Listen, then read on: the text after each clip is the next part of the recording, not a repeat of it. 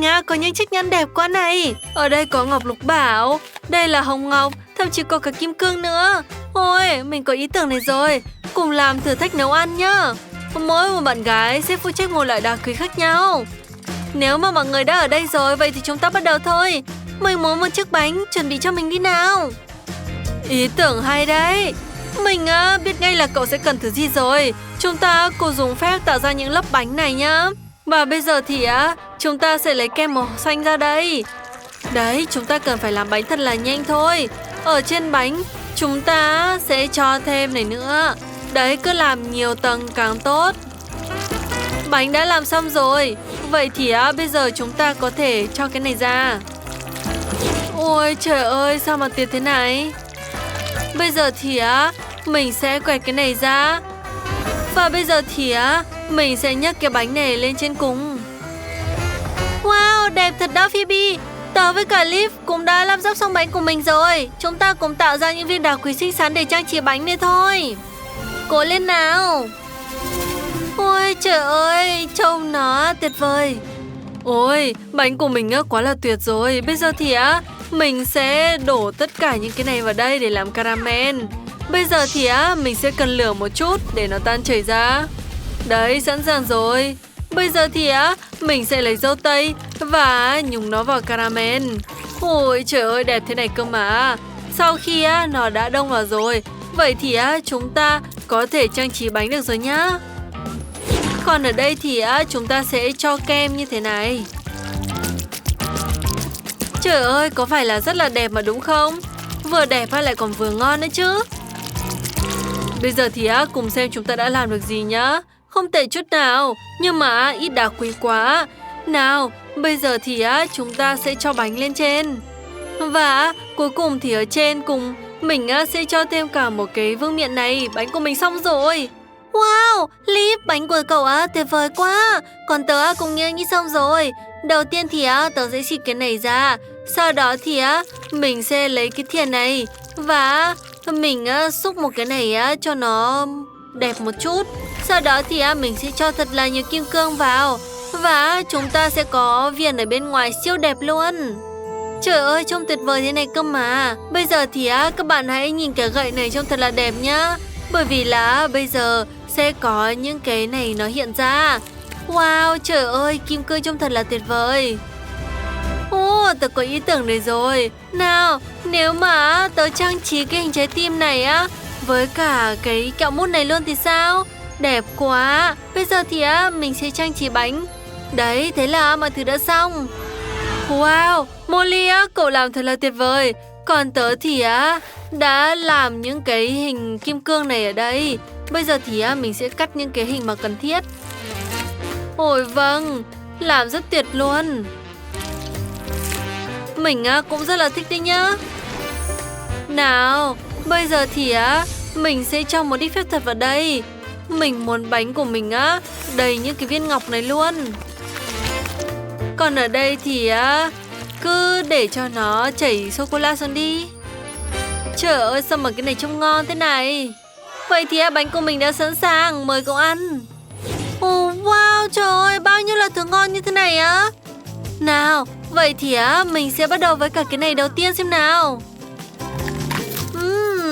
Cái này ngon lắm đây nhá. Còn bánh thì sao? Trời ơi, cắt được ra miếng bánh rất là ngon luôn. Hay quá. Ôi vâng, ngon tới cái mức ôi, nuốt nhầm cả lưỡi luôn đi mất. Ôi trời ơi, ngon quá. Nhưng mà cần phải đi tiếp. Bây giờ thì mình sẽ thử cái bánh này từ kim cương. Trời ơi, trông mọi thứ trông thật là đẹp. Và vị của nó cũng rất là ngon luôn. Ôi trời ơi, và cái này đúng cái mình cần. Bây giờ thì chỉ cần còn cái bánh cuối cùng nữa thôi. Trời ơi, trông ngon thật. Wow, quá là tuyệt. Ôi, còn có cả vương miện luôn. Mình có đội được không nhỉ? Ôi vâng, thật là hoàn hảo. Trời ơi, ai là người chiến thắng đây? Mình cần phải nghĩ ra ai là người đây.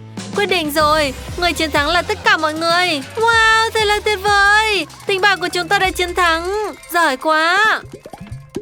Còn bây giờ thì hãy chuẩn bị cho mình một chiếc bánh burger nhá. Mình đói lắm rồi. Tất nhiên rồi. À, mình có ý tưởng thiên tài này rồi. Mình sẽ dùng cái máy xay này, cho bột mì vào đây. Mình sẽ đập thêm trứng vào và thêm một chút nước. Bây giờ thì xay đều nó ra nào. Và đã xong rồi. Bây giờ mình có bột và mình sẽ cần phải cho màu đỏ vào đây. Đấy, cũng đủ rồi đấy. Bây giờ thì chúng ta sẽ cần phải trộn nó thật là đều nhá. Wow, trời ơi, mọi người hãy nhìn xem đẹp chưa này. Trông thật là tuyệt vời. Nhưng mà vẫn chưa xong đâu. Bây giờ mình sẽ cho một ít phép thuật. Vậy là bánh của mình đã sẵn sàng rồi. Sau đó thì cắt nó làm đôi. Sau đó thì chúng ta sẽ cho sốt vào. Tiếp theo là cà chua, xà lách nữa này. Sau đó thì phô mai, thêm một chút thịt xông khói. Ồ wow, sao lại có mùi thơm kỳ diệu vậy ta? Mình đang chiên thịt burger đây này. Thơm thực sự luôn đó. Ôi tuyệt. Ôi cho mình xin một miếng được không? Tất nhiên rồi, bắt lấy này. Miếng đầu tiên sẽ là của cậu đó. Ồ wow, trời ơi mà nào thuần tuyệt vời. Bây giờ thì cho thẳng cái ketchup vào đây. Sau đó thì mình sẽ cho bánh, nhưng mà mình sẽ cắt một cái miếng ở giữa như thế này và cho phô mai vào. Ôi trời ơi sao mà ngon này, mình thấy vui quá. Ôi mình cũng làm xong rồi. Nhưng mà burger của mình chắc là thiếu cái gì đó. Đây, bây giờ thì mình vẫn quên chưa cho kim cương vào. Đây, nó sẽ rất là hợp với mình. Và nhờ cái này mình sẽ vẽ một cái hình ngôi sao thật đẹp. Đấy, bây giờ thì chắc chắn là hoàn hảo. Còn tớ thì quyết định sẽ làm với cả cái đồ rất siêu ngon này luôn. Đây sẽ là burger ngọt, kẹo dẻo, kem. Bây giờ thì chúng ta sẽ cho một ít kẹo chua vào đây. Sau đó thì lại cho thêm kẹo dẻo lên đấy. Và đổ hết cả những cái sốt chua này lên. Sau đó thì cắt cái hình này ra. Đấy, đổ cái này cho vào kẹo luôn. Cái này sẽ rất là ngon. Bây giờ mọi thứ đã sẵn sàng. Mời em ăn ngon miệng nhá. Wow, trời ơi, mình nên bắt đầu từ đâu nhỉ? Mình sẽ bắt đầu ở giữa nhá. Wow, nó trông thật là đẹp. Cái này là rất ngon rồi. Tuyệt lắm. Còn bây giờ thì thở burger từ Phoebe nhá. Nhắc cái này lên. Wow, trời ơi, burger ngọt trông thật là tuyệt vời, rất hợp với burger. Ăn thử một miếng xem nào. Cũng rất là ngon. Nhưng mà trước khi mình chọn người chiến thắng, mình sẽ chọn cái này. Wow, trời ơi, phô mai kéo dài thế này cơ á. Ôi trời ơi, cái này ngon thực sự. Ôi, mình quyết định rồi. Người chiến thắng là Phoebe và Liv. Ôi no, thật là tuyệt vời. Ôi thôi, không sao, đừng buồn, lần sau cô sẽ thắng mà. Mình rất là muốn uống cốc tai. Mọi người làm cho mình nhá. Được rồi, mình sẽ làm thôi. Mình có 2 quả táo đây. Bây giờ thì mình sẽ tung nó lên. Sau đó thì mình sẽ cắt thật phải cẩn thận nhá. Dùng dao, mình sẽ cắt những miếng táo ra như thế này. Đấy, sau đó thì chúng ta cần phải dầm nó ra. Đấy, một chút nữa thôi. Và nước từ táo đã xong rồi. Sau đó thì mình sẽ ấn nó ra như thế này. Các bạn hãy nhìn xem, chúng ta có cái hạt nổ đây rồi. Ở ngoài thì có một cái màng, bên trong lại có nước, rất ngon. Bây giờ thì chúng ta sẽ đổ hết cái này ra cái cốc. Sau đó thì chúng ta sẽ cho nước trà chanh vào. Và ở xung quanh tớ sẽ cho thêm cả nước sốt này nữa. Nó đẹp quá, thật tuyệt. Bây giờ cho thêm ống hút và sẵn sàng. Tuyệt lắm. Nhưng mà tớ nghĩ ra cái gì đó thú vị hơn rồi. Tớ sẽ lấy cái kẹo này ra. Sau đó thì đổ ra cái khuôn. Sau đó thì tớ sẽ làm tan chảy nó. Tớ sẽ dùng cái máy sấy này. Tuyệt vời lắm. Bây giờ thì đợi đến khi nào nguội. Và bây giờ có thể bỏ ra rồi. Ôi vâng.